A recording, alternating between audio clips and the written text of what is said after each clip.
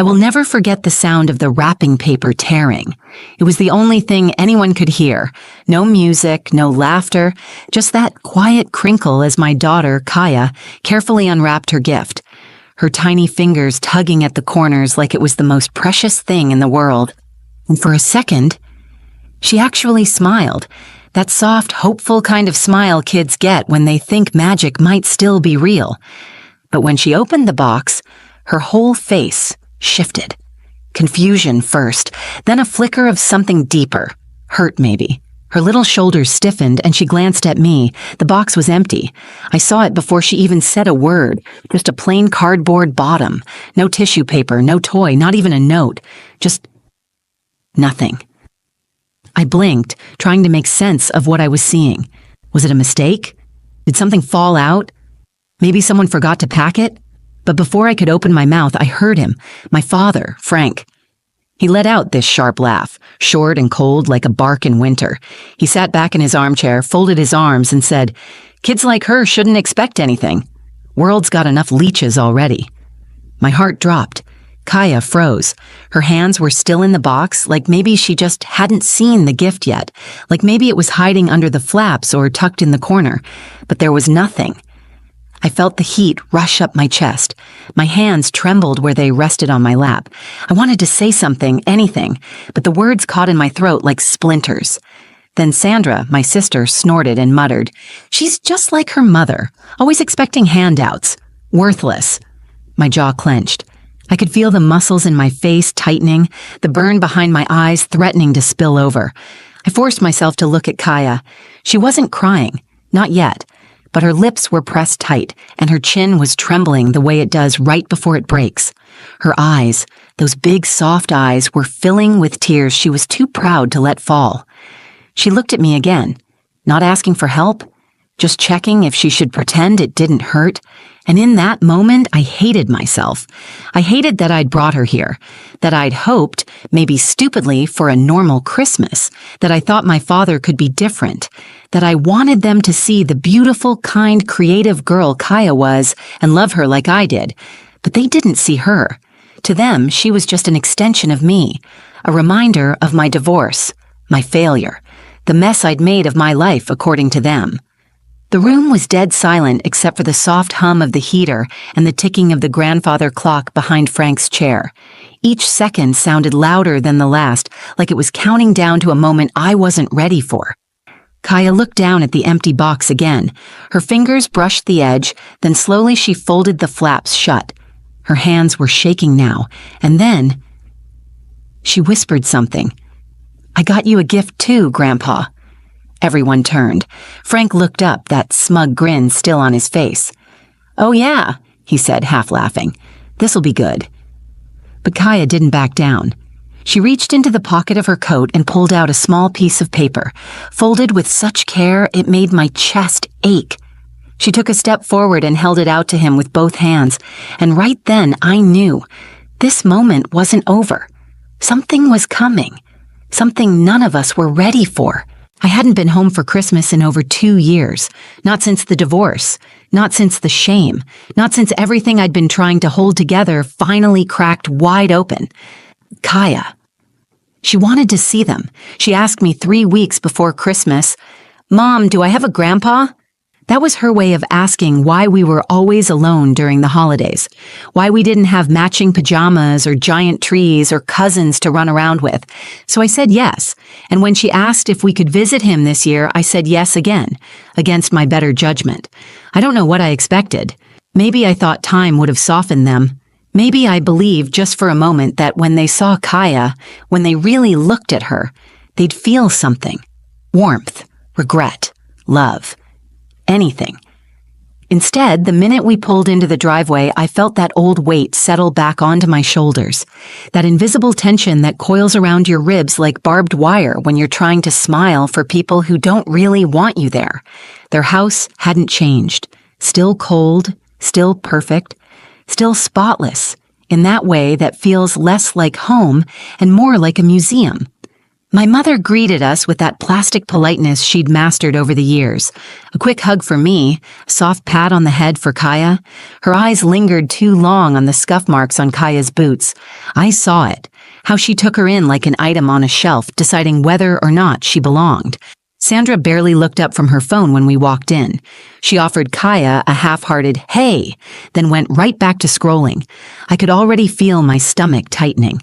And then there was Frank, my father. He was in his usual chair by the fireplace, whiskey glass in one hand, TV remote in the other. Didn't even stand up, just gave a nod and muttered, "Didn't think you'd actually show up." That was his way of saying hello. Kaya gave him a shy wave, her mittened fingers poking through the wool. "Hi, Grandpa," she said softly, like she was testing the word out loud for the first time. He grunted. I don't know why I still hoped for more. Maybe because Kaya was trying so hard. She'd made little drawings for everyone, carefully colored, folded, and tucked into envelopes with their names on the front. She even asked me how to spell "to my Aunt Sandra" because she wanted it to be perfect. She worked on them every night for a week. I wanted this to be special for her. I wanted her to feel like she had a family, even if they were far from perfect. I scraped together what I could from tips and extra shifts just to buy her one nice outfit, a little gift to open, and enough gas to get us there. That morning, as I tied her scarf, she looked up at me and said, "Do you think they'll like my drawings?" And I said, "Sweetheart, they're going to love them." But in the pit of my stomach, I already knew the truth. I was bringing her into a house where kindness was currency they never gave out for free, where smiles were measured and love had conditions. Still, I tried. I told myself this was about Kaya, not me, that I could keep my chin up, play nice, pretend for one day that everything was okay. But as I watched her heart quietly break in front of them over something as cruel as an empty gift box, I realized they hadn't changed, and I wasn't sure they ever would. Kaya handed out her little envelopes like they were treasures. She moved through the room so gently, like she was afraid to disturb anything. Each envelope had a name on the front, written in her careful, blocky handwriting. She gave one to my mother first, then Sandra, then even my brother Matt, who'd barely spoken a word since we walked in. When she got to Frank, she paused for just a second, long enough that I held my breath. But she smiled, lifted the envelope, and said, "Merry Christmas, Grandpa." He didn't look up from the television, just held out a hand like she was delivering the mail, not offering a piece of herself. She moved back to the couch and sat beside me. Her face was still lit up, hopeful. She had no idea how cold the room had gotten. Then Frank picked up a large box from beneath the tree. It was wrapped in silver paper, topped with a red bow, almost too neatly. He held it out toward Kaya with a grunt. Her eyes widened. "For me?" He shrugged. "Says your name, doesn't it?" She looked at me first, like she needed permission. I nodded, even though something in my gut twisted. She scooted to the floor and pulled the box into her lap. Her small hands ran over the paper like it was sacred. I watched her savor every moment, the untaping of each edge, the careful unfolding. She wanted to remember it. Then the lid came off. She peered inside, and I saw it happen. The exact second she realized it was empty. Her face didn't crumple, not right away. Instead, her eyebrows pulled together in confusion. She reached in, as if something might be stuck at the bottom. She looked up at me, uncertain. There was nothing in the box. Nothing. Frank laughed, loudly this time. "What, you were expecting something real?" he scoffed, leaning back. "World doesn't give you gifts for just showing up, kid." Kaya blinked. Her hands froze. I couldn't move. Then Sandra, always waiting for a moment to cut deeper, chimed in from her corner of the couch. "Well, she is just like her mom, always expecting people to hand her things. It's no surprise." I felt it in my chest like a punch. I turned to her. "Sandra, don't." She raised a brow, smirking. "What? It's true." Kaya was silent now. The box still rested in her lap, flaps wide open, exposing the nothing inside. The room had turned on her, and I saw her realize it. I hated them. I hated them for making her feel small, for making her question her worth, for laughing like it was all a joke. I reached for her, but she didn't move. She just kept staring at the box like it might somehow fill itself if she waited long enough. Inside, I was screaming. Say something. Stand up, defend her. But I didn't want to make a scene, not in front of her. That's the thing about being in families like this. You learn to freeze when things get cruel. You learn to smile through clenched teeth. And I'd spent so many years doing just that, it almost felt normal. But it wasn't normal. Kaya was only 7. She didn't know how to put on a mask yet. She didn't know how to swallow that kind of pain. Then she looked up at Frank. Her voice was quiet, barely more than a whisper, but it cut through the room like a bell. "It's okay," she said. "I got you a gift too, Grandpa." And just like that, the whole room shifted. No one spoke, no one laughed. She reached into her coat pocket, and I realized something was about to happen that none of them would forget. I stared at her completely still as Kaya reached into her coat pocket. The room had gone silent. So quiet I could hear the faint creak of the old floorboard under the Christmas tree with every slight movement. My own breath felt too loud in my chest. She pulled out a folded piece of paper. It looked small in her hands, fragile even, like something that could be crumpled and dismissed without a second thought. But she held it like it mattered, like it meant something. I whispered, "Kaya, maybe not now." She turned to me, and there was something in her eyes I didn't recognize. Not sadness, not hurt, but calm, steady. She gave a little nod, the kind that said, "I have to do this." Then she turned to Frank. "I made this for you," she said. Frank didn't even lean forward. He just glanced at it with that same bored expression he always wore when someone dared ask him to feel something. "Oh yeah?" he muttered, sipping his drink.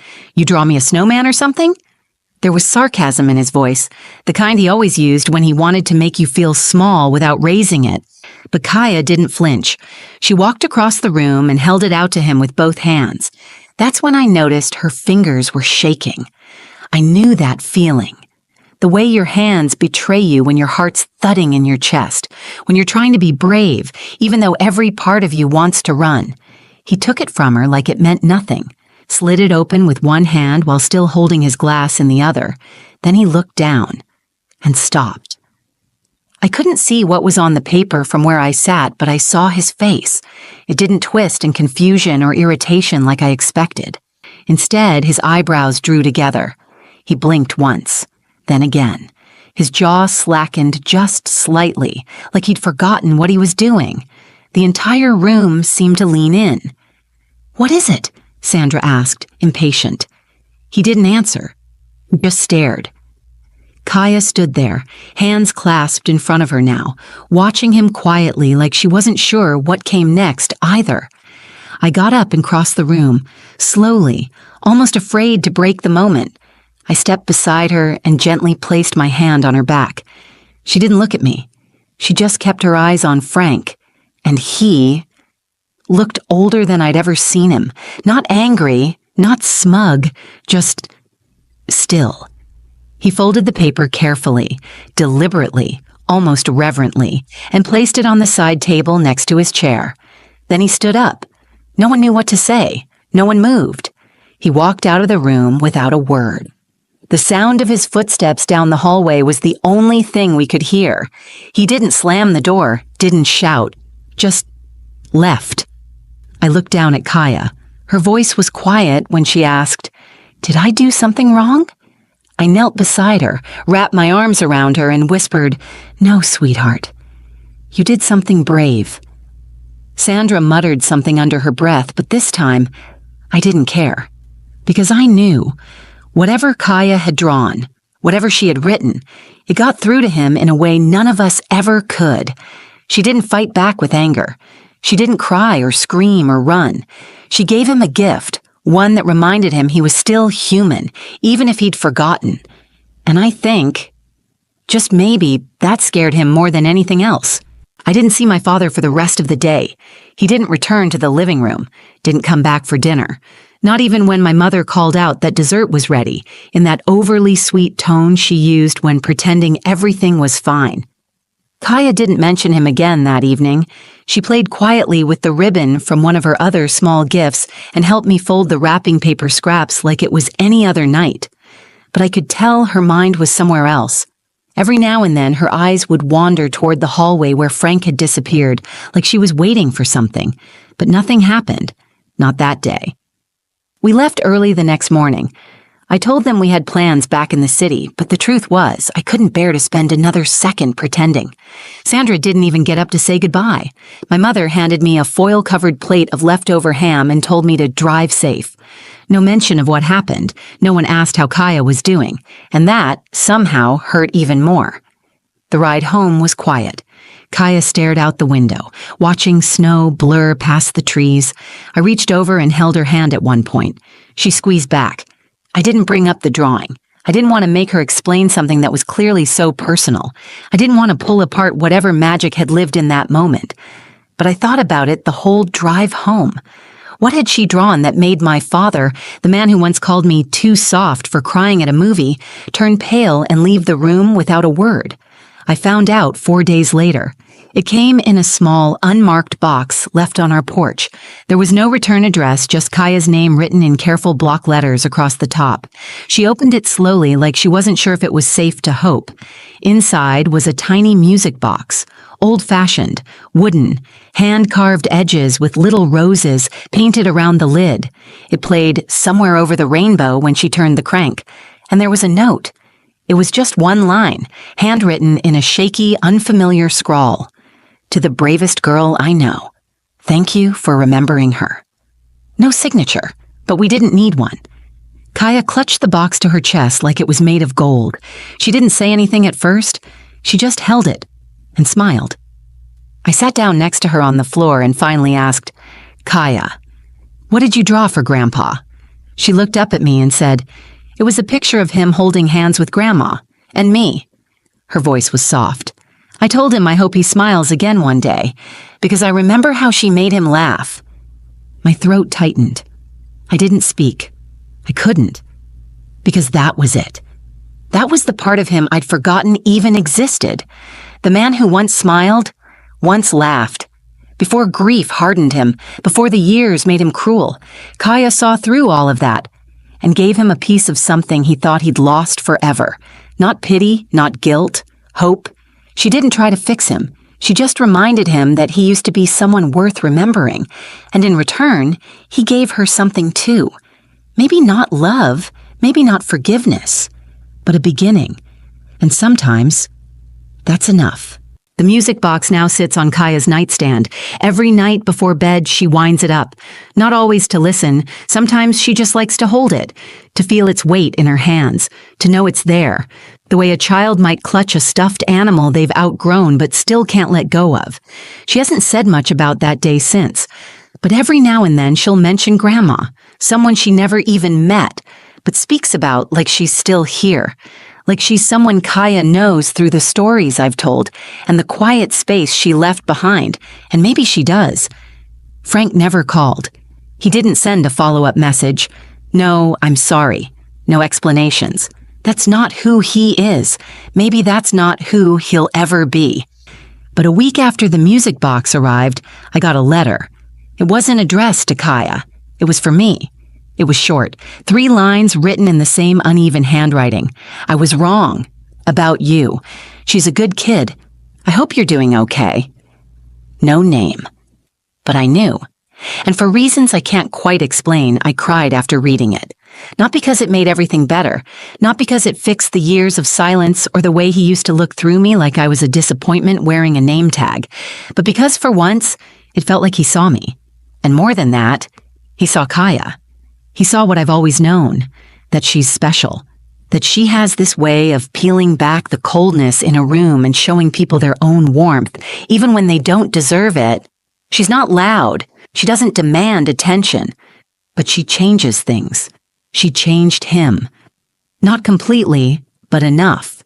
Enough to make a man who'd shut the door on the world open it just a crack. Enough to make someone who believed only in toughness and silence sit down and listen to the music from a little girl's drawing. People ask me sometimes why I went back that Christmas, why I let them near her, why I didn't protect her better. And the truth is, I thought I was. I thought shielding her from their coldness would be enough, that not talking about them, not visiting, not engaging, that it would protect her heart. But Kaya didn't need protection. She needed truth. She needed to meet them, to see the world for what it is, beautiful and cruel, broken and hopeful, all tangled together. And somehow, instead of getting lost in it, she decided to add her own light. She didn't need revenge. She didn't even want an apology. She just wanted to give a gift. And that gift, as simple as it was, did something I couldn't do in 30 years. It opened a door, not wide, not forever, but enough for a note to get through, enough for a song to play in the quiet, enough for a tired old man to remember a part of himself he thought was gone. Kaya reminded me of something that day, too, that sometimes kindness is the most radical act, that a whisper can carry more weight than a scream, and that when we choose love, even when it's hard, even when it's not returned, we create something no one can take away. A moment, a shift, a gift. If this story touched you, don't forget to like, share, and comment. And maybe give someone in your life the gift of a second chance today. You never know what doors it might open.